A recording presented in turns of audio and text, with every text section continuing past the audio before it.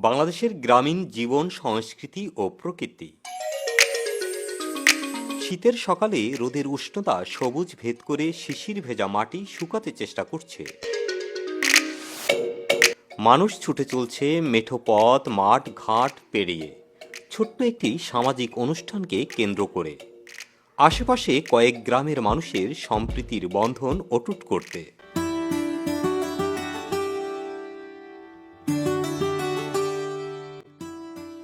এটি একটি নির্জন গ্রাম। মাটির বুকে ছড়িয়ে আছে শিল্পীর আঁকা তুলির মতো নানান রঙের ছটা।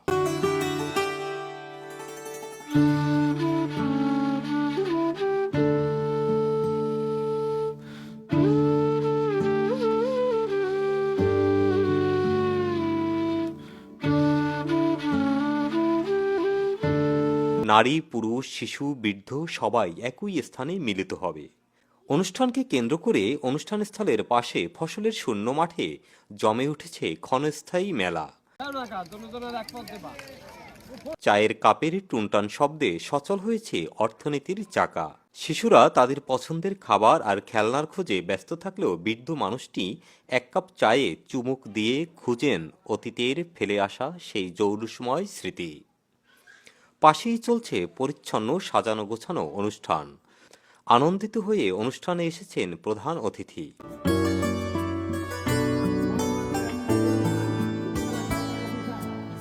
অনুষ্ঠান শেষে চলছে খাবারের আয়োজন। ঘণ্টা দুয়েকের এই মিলন যেন বহু বছরের চাপা জমে থাকা কষ্ট উগরে দেওয়ার সুযোগ করে দিয়েছে কয়েক শত মানুষের। অনুষ্ঠান শেষে একটু রিফ্রেশ আর প্রশান্তি নিয়ে নিরে ফিরছেন যে যার মতো।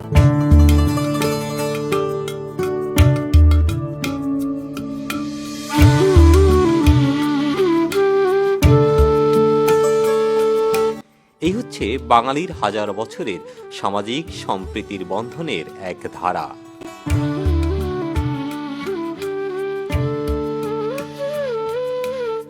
চলুন এই গ্রামের নাম পরিচয় জেনে নেই এবং দেখে আসি পথে প্রান্তরে ছড়িয়ে ছিটিয়ে থাকা সেই প্রাকৃতিক সৌন্দর্য।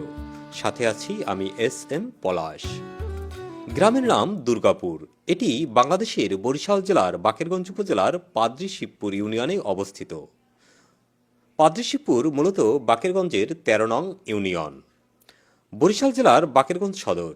এই সদর থেকে মাত্র ৫ মাইল দূরত্বে পাদ্রী-শিবপুর ইউনিয়ন অবস্থিত। পলাশী যুদ্ধের পর একদল পর্তুগিজ এখানে বসতি স্থাপন করে। প্রথমে একজন ধর্মযাজক এই পাদ্রী-শিবপুরে আসেন। পর্তুগিজরা চালের ব্যবসা করে এখানে জমিদারি ক্রয় করেন। একসময়ে পর্তুগিজদের পাদ্রী-শিবপুরে বাণিজ্য ও ধর্মপ্রচারই মুখ্য বিষয় ছিল। তাদের কারণেই এই অঞ্চলের নাম হয়েছে পাদ্রী-শিবপুর। কিন্তু বর্তমানে তাদের সেই ধর্মপ্রচার নিজেদের মধ্যে সীমাবদ্ধ রয়েছে। শিক্ষাই তাদের মুখ্য বিষয় হয়ে দাঁড়িয়েছে। ধর্মীয় বিষয়টি এখন তাদের নিজেদের মধ্যেই তারা নিজেরা প্রচার করছেন। এখানে খ্রিস্টানদের প্রতিষ্ঠিত সেন্ট আলফ্রেডস হাই স্কুল অত্র অঞ্চলের একটি গুরুত্বপূর্ণ এবং নামিদামি শিক্ষা প্রতিষ্ঠান। এটি ১৯৩৩ খ্রিস্টাব্দে প্রতিষ্ঠিত হয়। এছাড়াও এখানে রয়েছে সেই সময়ের একটি গির্জা। এই সব কিছু মিলিয়ে পাদ্রী-শিবপুর ইউনিয়ন একটি দর্শনীয় স্থান। দেশ এবং বিদেশের বহু পর্যটক এখানে আসেন, বিশেষ করে এই গির্জাকে কেন্দ্র করে। এছাড়াও এই পাদ্রী-শিবপুরে যে কয়টি গ্রাম রয়েছে সব কয়টি গ্রাম সবুজে ঘেরা, মায়ায় ঘেরা, ছায়ায় ঘেরা এক মায়াময় পরিবেশ রয়েছে। এখানের প্রাকৃতিক দৃশ্য যে কেউকে মুগ্ধ করে।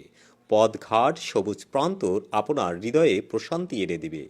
তাই যদি কখনো সময় পান, বাংলার যে প্রান্তে থাকেন অথবা পৃথিবীর যে কোনো স্থান থেকে আপনি ৬ ঋতুর এই দেশের বাংলাদেশের দক্ষিণের সেই নদীবেষ্টিত অঞ্চল বরিশালের বাকেরগঞ্জে আসতে পারেন এই গ্রামগঞ্জ এবং পথঘাট, নদী, খাল, বিল, ডোবা দেখতে, যেখানে কৃষকের নাঙলের ছন্দ আর জেলের মাছ ধরা আপনার হৃদয়ের মধ্যে এক অন্যরকম স্বর্গীয় আবেশ তৈরি করবে।